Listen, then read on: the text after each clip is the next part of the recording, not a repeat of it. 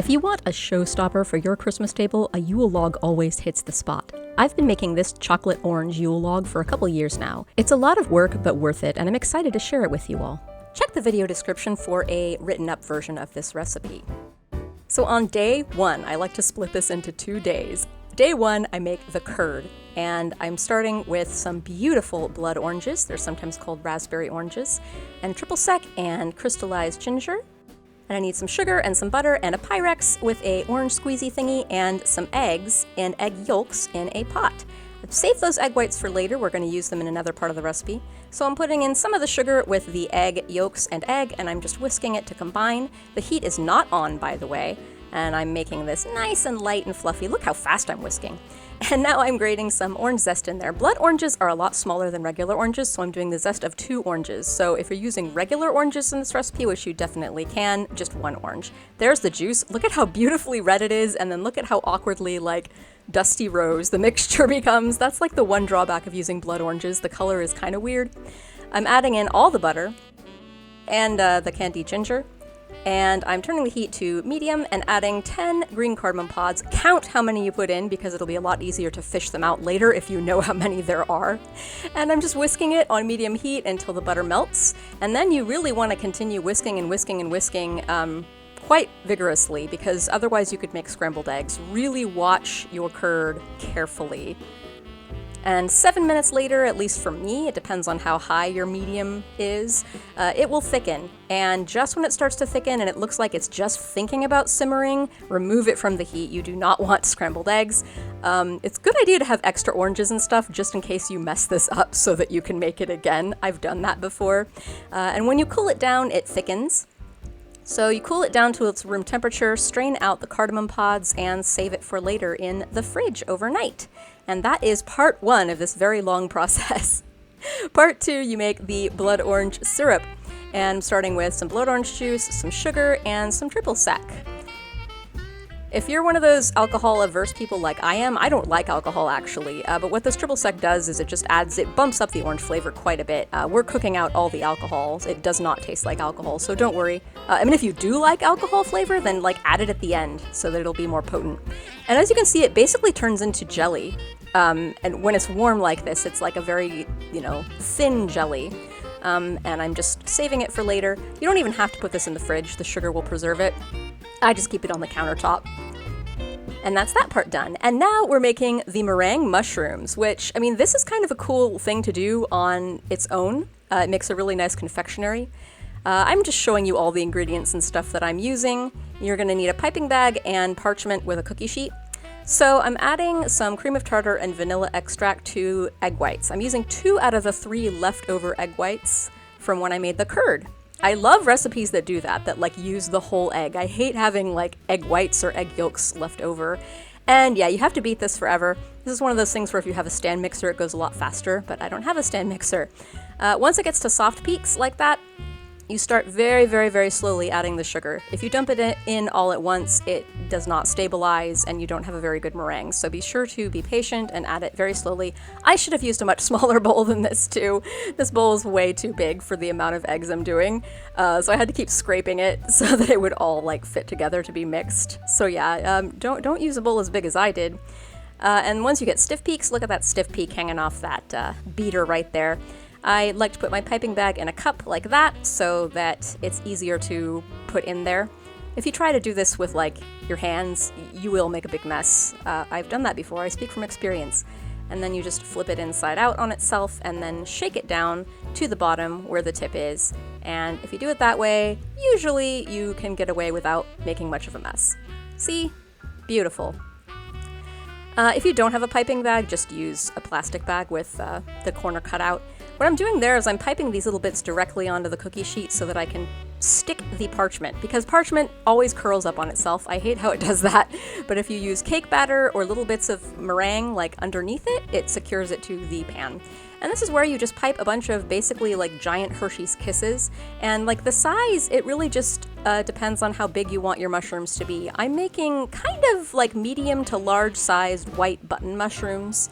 But you can play around. You can make the larger kind that are sort of flatter capped. You can make like even smaller ones. You can make many varying sizes. But anyway, you pipe a bunch of kisses for the caps, and then you pipe what I'm doing here, these like stems basically. And don't worry about the little like tip things, the little nipples, for lack of a better word, that are protruding from the kisses. We're gonna flatten those down. So you get a glass of water, wet your finger, and just press the tops down so that they look more like mushroom caps and less like hats. I don't know. And we're gonna do that for all the caps. And then after that, to make them look even more like mushrooms, I'm gonna take some cocoa powder. That was too much. Try not to put so much on top, it was coming out really fast.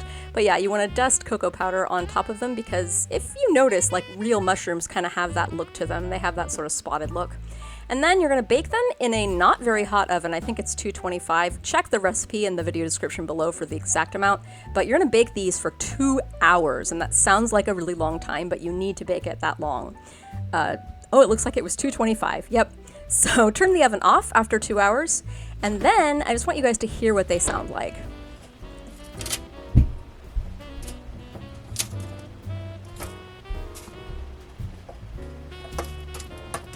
So see, they're very, very hard, very crisp. And you want to close the oven door. It should still be warm, and just leave them in the oven until the oven gets cold. So that'll be another hour or two. So 2 hours later, they should feel kind of like styrofoam, like for lack of a better word. They should be very light. And I'm just shortening these stems a little bit. It's easier to, well, you're gonna see what we're gonna do with them in a minute, but it's easier to assemble the mushrooms if they have sort of like a flatter, more exposed side to the stem.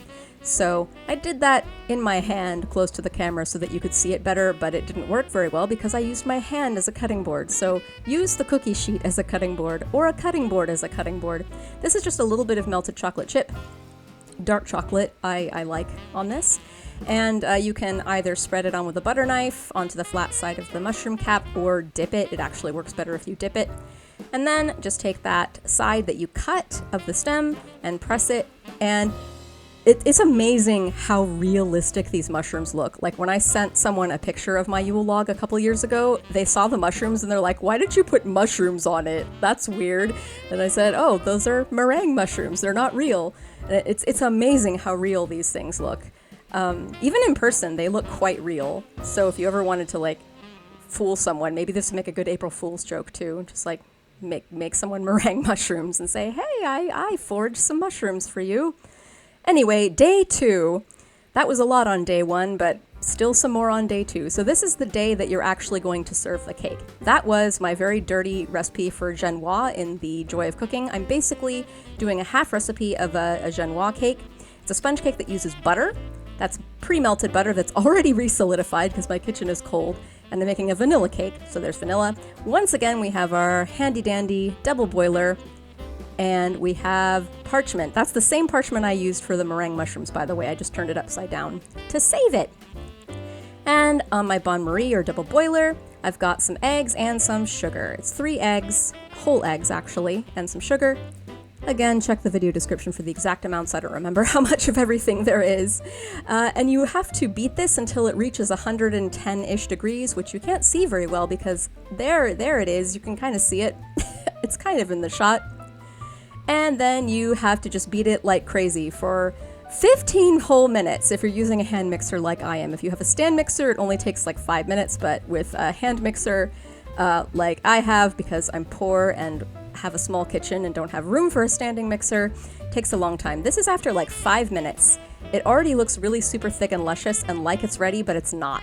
So the Joy of Cooking describes it as an au ribbon stage. I totally mispronounced that, but like a ribbon. So when you drip it off the spoon like that, it's supposed to come off, like cascade down like a ribbon, and that was totally not doing that. It was gloppy.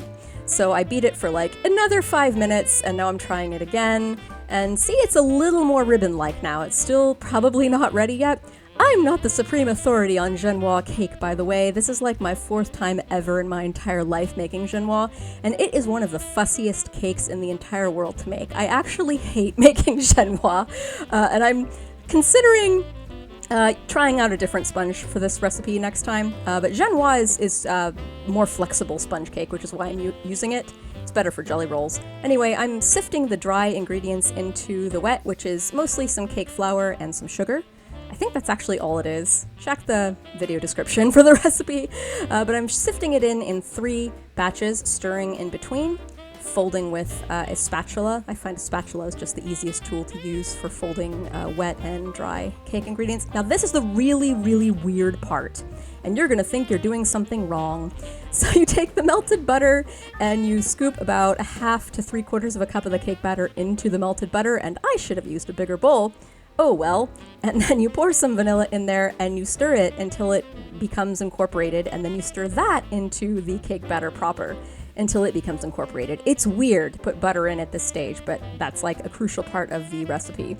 Anyway, again, not an expert on this cake. You should probably look up some other video if you really want to fine-tune this cake. But anyway, it's going to make a very thin 9 by 13 cake, and you want to bake this for only 15 minutes, not 18 minutes like I did. I overbaked it and it's too dry. So you flip it upside down, take it out of the pan, flip it upside down, peel off the parchment paper, and let it cool to room temperature. So this is the bowl that I used yesterday to dip the mushroom caps. I did not wash it for a reason, because I was going to use it again today to make the chocolate frosting, which is the final part of this cake. I'm so tired. Anyway, this is some water and some triple sec, equal parts water and triple sec. It's about 1/4 cup of liquid total, and that is melted chocolate chips, and that is 6 tablespoons of butter.